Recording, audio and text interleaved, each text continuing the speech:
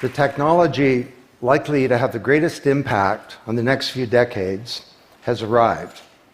And it's not social media, it's not big data, it's not robotics, it's not even AI.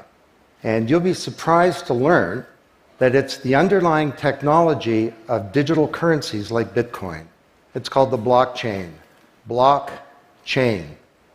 Now, it's not the most sonorous word in the world, but I believe that this is now the next generation of the internet, and that it holds vast promise for every business, every society, and for all of you individually.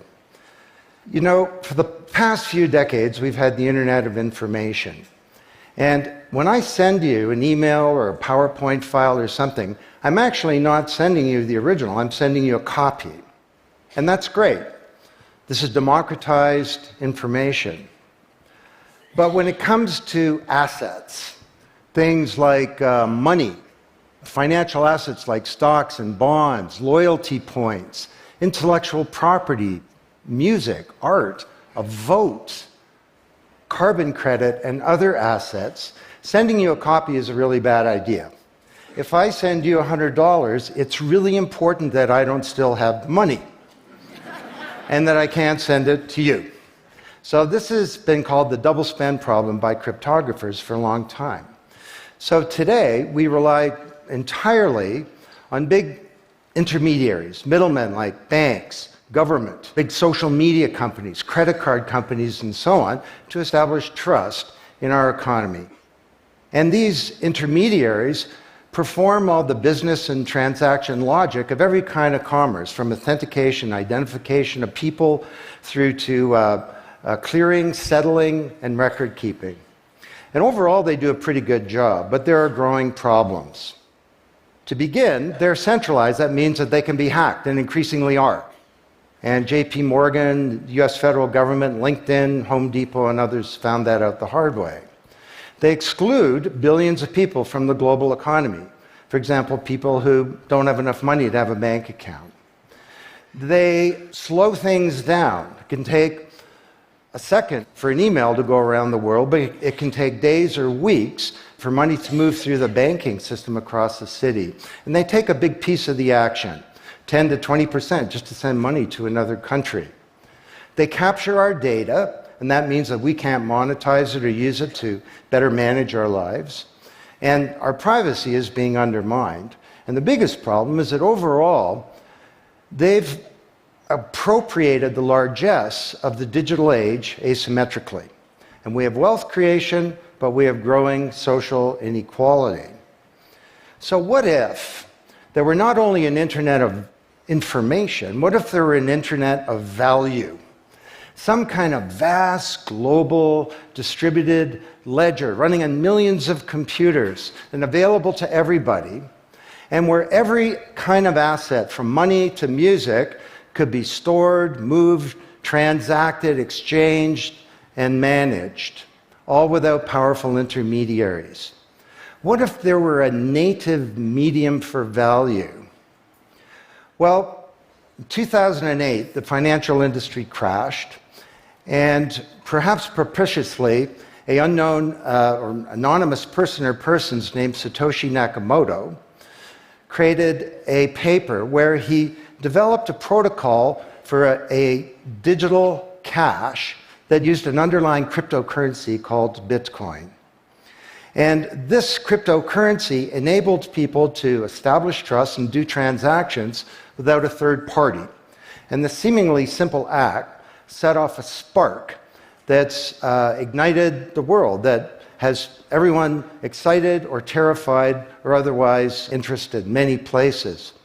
Now, don't be confused about Bitcoin, okay? Bitcoin is an asset. It goes up and down, and that should be of interest to you if you're a speculator. More broadly, it's a cryptocurrency. It's not a fiat currency controlled by a nation state, and that's of greater interest. But the real pony here is the underlying technology. It's called blockchain. So, for the first time now in human history, people everywhere can trust each other and transact peer-to-peer. And trust is established not by some big institution, but by collaboration, by cryptography, and by some clever code. And because trust is native to the technology, I call this the trust protocol. Now you're probably wondering, well, how does this thing work? Fair enough. Assets, digital assets like money to music and everything in between, are not stored in a central place, but they're distributed across a global ledger using the highest level of cryptography. And when a transaction is conducted, it's posted globally across millions and millions of computers.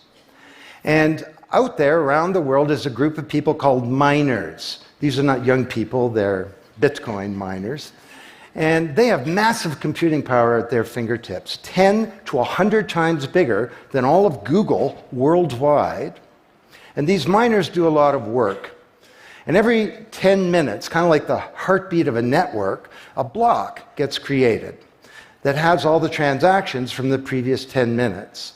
And then the miners get to work trying to solve some tough problems. And they compete. And the first miner to find out the truth and to validate the block is rewarded in digital currency. In the case of the Bitcoin blockchain, with Bitcoin. And then, this is the key part, that block is linked to the previous block and the previous block to create a chain of blocks. And everyone is time-stamped, kind of like with a digital wax seal.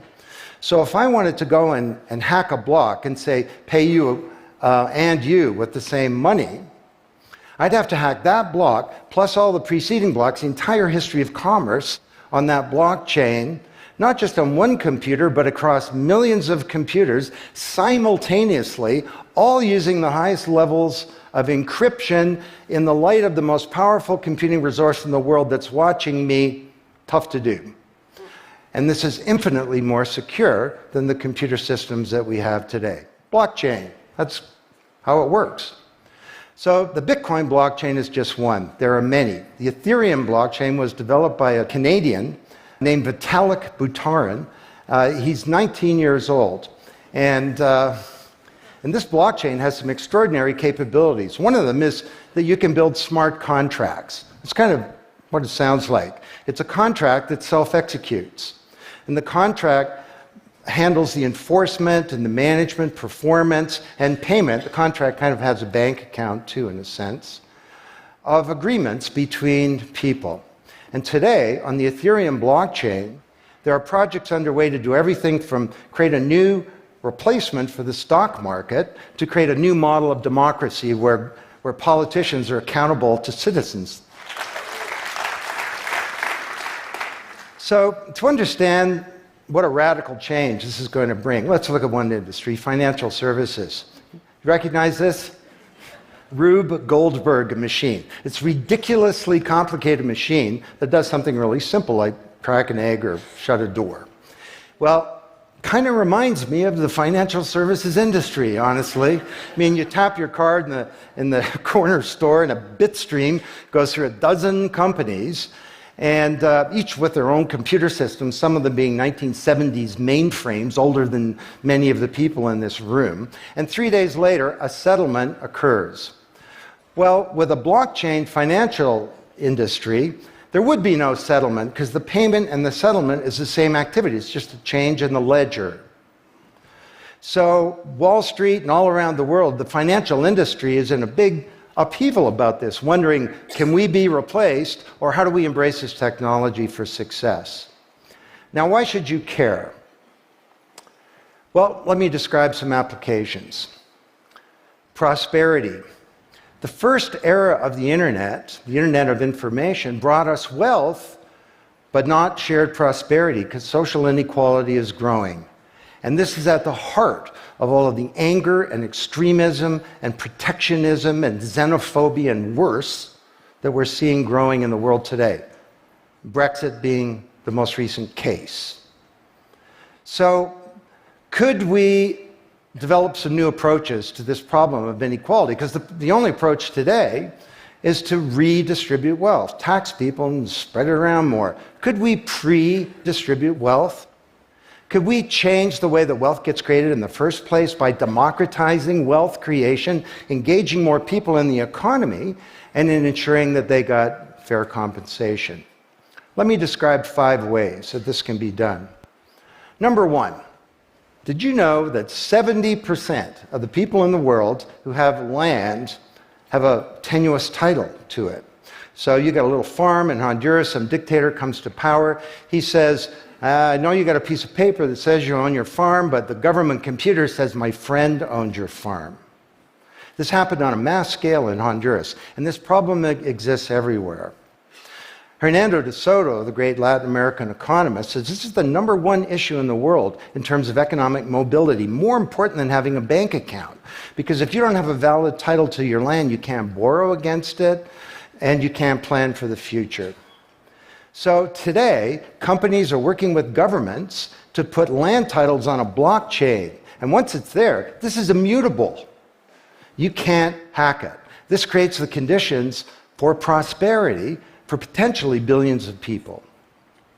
Secondly, a lot of writers talk about Uber and Airbnb and TaskRabbit and Lyft and so on as part of the sharing economy. This is a very powerful idea that peers can come together and create and share wealth. My view is that these companies are not really sharing. In fact, they're successful precisely because they don't share. They aggregate services together and they sell them.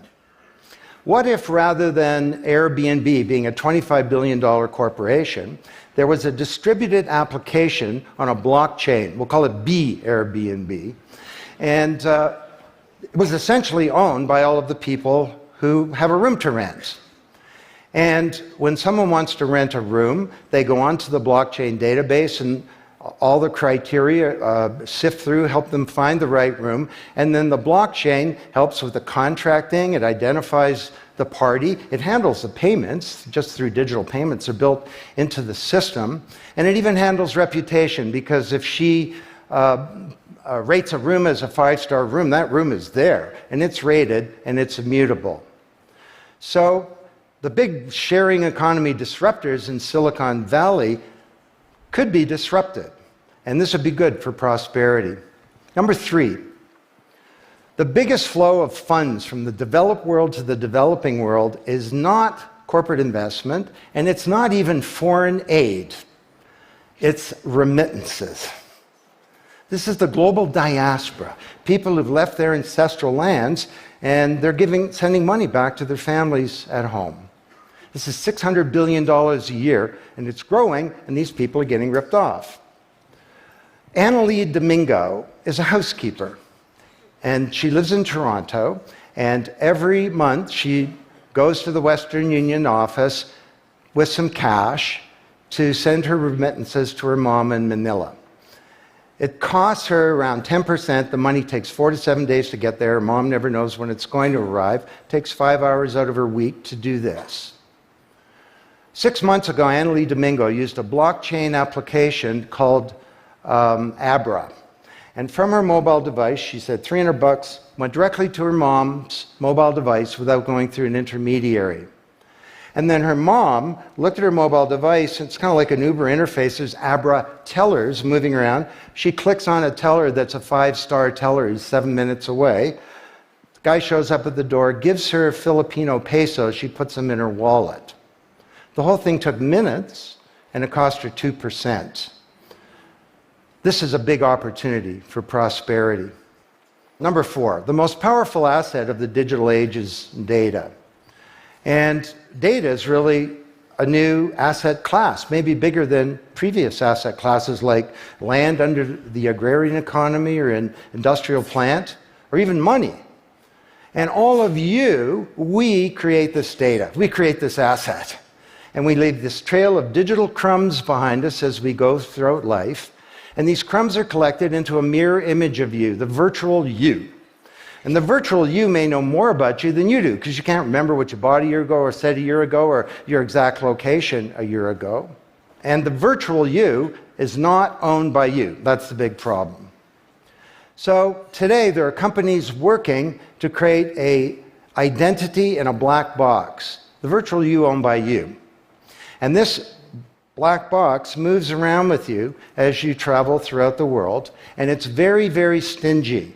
It only gives away the shred of information that's required to do something. A lot of transactions, the seller doesn't even need to know who you are. They just need to know that they got paid. And then this avatar is sweeping up all this data and enabling you to monetize it. And this is a wonderful thing, because it can also help us protect our privacy. And privacy is the foundation of a free society. Let's get this asset that we create back under our control, where we can own our own identity and manage it responsibly. Finally,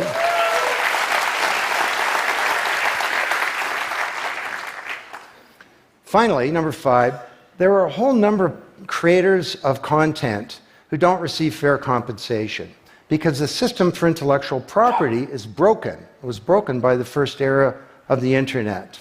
Take music. Musicians are left with crumbs at the end of the whole food chain. You know, if you're a songwriter, 25 years ago you wrote a hit song, it got 1 million singles, you could get royalties of around $45,000. Today you're a songwriter, you write a hit song, it gets 1 million streams, you don't get $45K, you get $36. Enough to buy a nice pizza. So Imogen Heap, the Grammy-winning singer-songwriter, is now putting music on a blockchain ecosystem. She calls it mycelium. And the music has a smart contract surrounding it. And the music protects her intellectual property rights. You want to listen to the song, it's free, or maybe it's a few microcents flow into a digital account. You want to put the song in your movie, that's different, and the IP rights are all specified. You want to make a ringtone, that's different. She describes that the song becomes a business. It's out there on this platform, marketing itself, protecting the rights of the author, and because the song has a payment system, in a sense a bank account, all the money flows back to the artist, and they control the industry rather than these powerful intermediaries. Now this is